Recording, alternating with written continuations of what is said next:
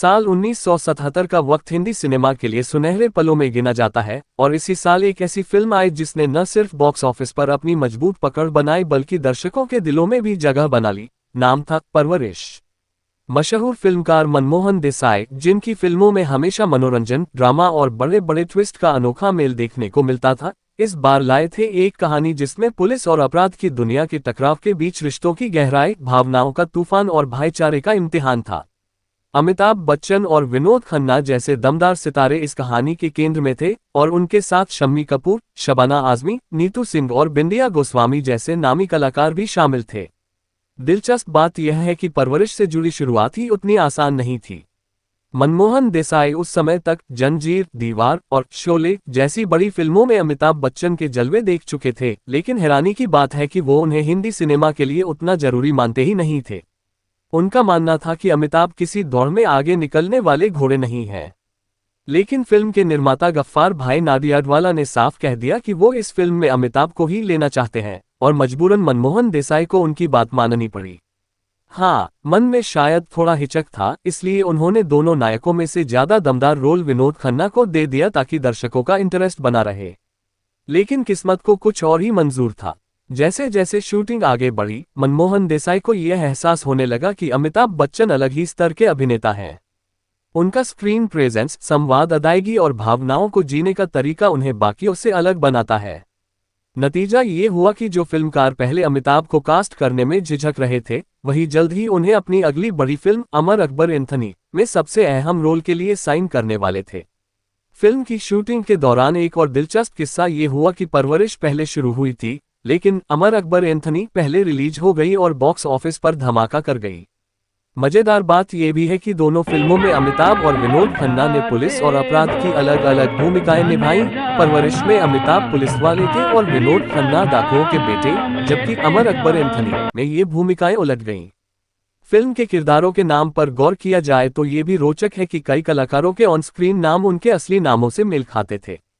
जैसे अमिताभ का किरदार अमित, शम्मी कपूर का शमशेर, शबाना का शब्बो और देव कुमार का देवता। ये संयोग कम ही फिल्मों में देखने को मिलता है और दर्शकों को एक तरह की नजदीकी का एहसास कराता है। मनमोहन देसाई की फिल्मों में भव्य लोकेशन और अनोखे सेट्स हमेशा से खास रहे हैं। परवरिश में भी एक दृश्य पनडुब्बी के अंदर का था जिसे वे विदेश में फिल्माना चाहते थे, लेकिन ठीक उसी समय देश में इमरजेंसी लग गई थी।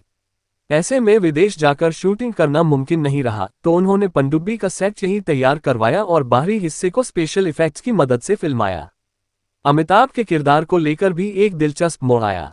शुरुआत में ये रोल राजेश खन्ना को ऑफर किया गया था, लेकिन जब उन्हें कहानी सुनाई गई और यह पता चला कि विनोद खन्ना को डाकुओं के बेटे का किरदार दिया जाएगा, तो उन्होंने इच्छा जताई कि वे वही भूमिका निभाना चाहते हैं। लेकिन मनमोहन देसाई के मुताबिक उस समय राजेश खन्ना की इमेज ऐसे ग्रे शेड वाले किरदार के लिए बिल्कुल फिट नहीं बैठती थी और इसी वजह से बात आगे नहीं बढ़ पाई। 1977 का साल मनमोहन देसाई के लिए बेहद खास रहा, क्योंकि इस साल उनकी चार फिल्में रिलीज हुई: परवरिश, अमर अकबर एंथनी, धर्मवीर और चाचा भतीजा। खास बात यह रही कि ये सभी फिल्में साल की टॉप 5 कमाई करने वाली फिल्मों में शामिल रहीं। परवरिश ने लगभग 1.20 करोड़ का नेट कलेक्शन और 3.75 करोड़ का ग्रॉस कलेक्शन किया, जिससे इसे हिट घोषित किया गया। उस साल अमर अकबर एंथनी ने सबसे ज्यादा कमाई की और धर्मवीर दूसरे नंबर पर रही। गानों की बात करें तो हम प्रेमी प्रेम करना जाने आज भी याद किया जाता है। इस गाने में 3 बड़े सितारों अमिताभ, विनोद और शम्मी कपूर के लिए क्रमशः किशोर कुमार, मोहम्मद रफ़ी और शैलेंद्र सिंह ने आवाज दी थी।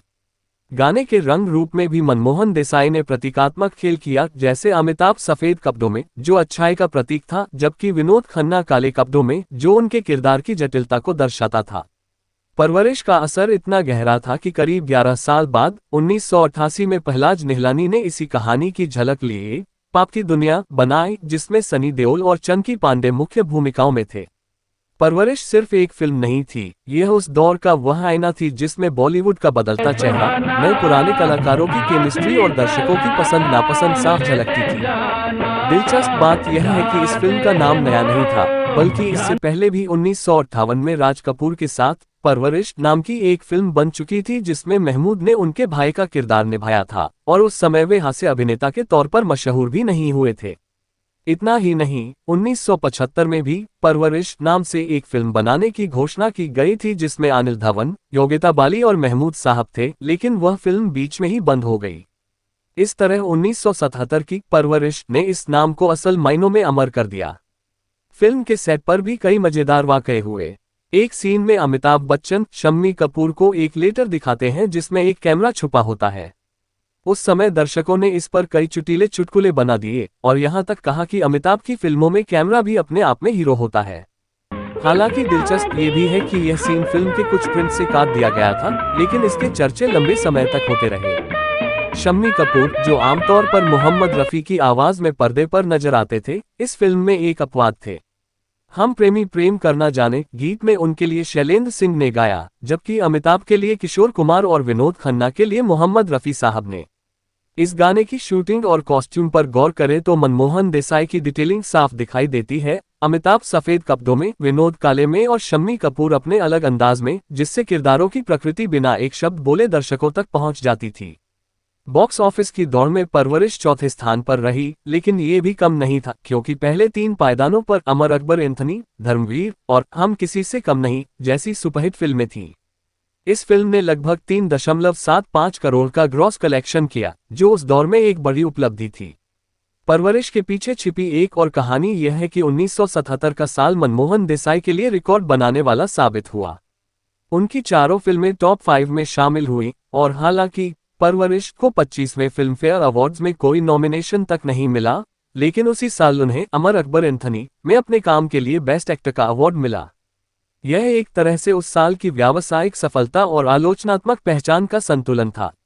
इस फिल्म के विषय और कहानी ने बाद के सालों में भी असर छोड़ा। 1988 में पहलाज निहलानी ने पाप की दुनिया बनाई, जिसमें सनी देओल, चंकी पांडे और नीलम थे, और इसका प्लॉट कहीं न कहीं परवरिश की याद दिलाता था। कहानी के लिहाज से भी परवरिश में कई दिलचस्प परतें थीं। भाई बनाम भाई, खून के रिश्तों से ज्यादा परवरिश का असर कानून और अपराध के बीच की जंग और ऐसे मोड़ जहां दर्शक खुद को पात्रों के साथ जोड़ पाते थे। शायद यही वजह है कि इस फिल्म को आज भी 70 के दशक की यादगार फिल्मों में गिना जाता है।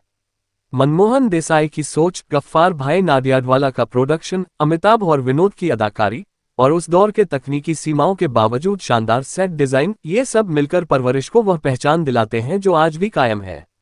और सबसे खास, ये फिल्म एक उदाहरण बन गई कि कभी कभी जो कलाकार शुरुआत में फिल्मकार की पहली पसंद न हो, वही बाद में उनकी फिल्मों की सबसे बड़ी ताकत बन जाते हैं।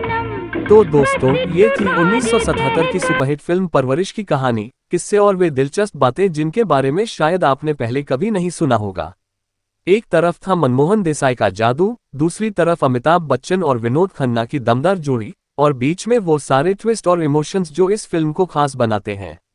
बॉक्स ऑफिस की कामयाबी से लेकर पर्दे के पीछे के किस्सों तक, परवरिश ने साबित कर दिया कि अच्छी कहानी, शानदार कलाकार और सही निर्देशन मिल जाए तो फिल्म सिर्फ चलती नहीं बल्कि अमर हो जाती है।